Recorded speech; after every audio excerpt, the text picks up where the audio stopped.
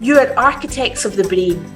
You're not teachers, you're not early years staff, you're not supporting learning. What you're doing is building brain connections with every single little engagement you share with a child. So if we're in this empty room and we are the only resource, we are the biggest resource a child has access to, then that's fine, that's fabulous. And we can do really good stuff.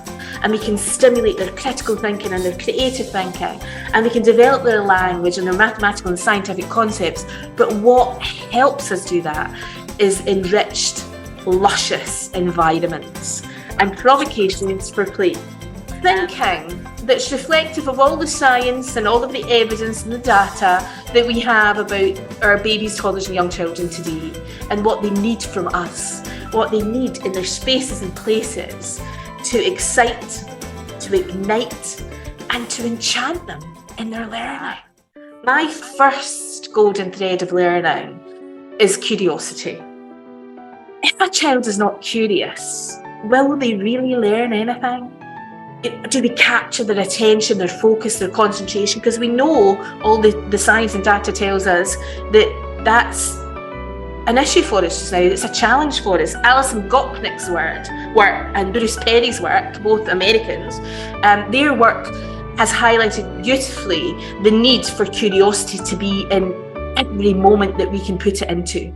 And so I was curious about my little lantern, and I have this little suitcase here, and I might share it on a one-to-one, or I might just leave it on the floor or on a table or on the shelf, and children then I want every child, I don't know if you can see my stag head here, but I want every child to have a badge on their shoulder that says, I am in the CID. If a child is curious, they will investigate. If they investigate, they make discoveries. As they make those discoveries, they're thinking creatively and critically about their engagement. Oh, that's what we want to capture.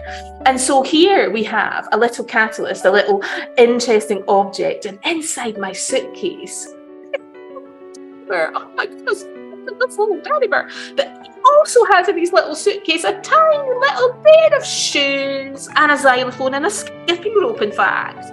And the children can chatter, they can take him to places, they can talk about him being on top of, beside, underneath, they can do all sorts of positional language. Oh my goodness me, from tiny little objects, or it can be a huge area of STEM.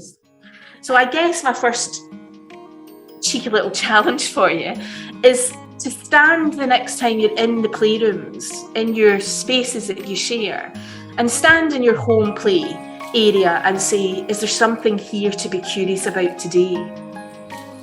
Stand in your art area or your malleable play area or your mud kitchens and say, is there something here to be curious about today?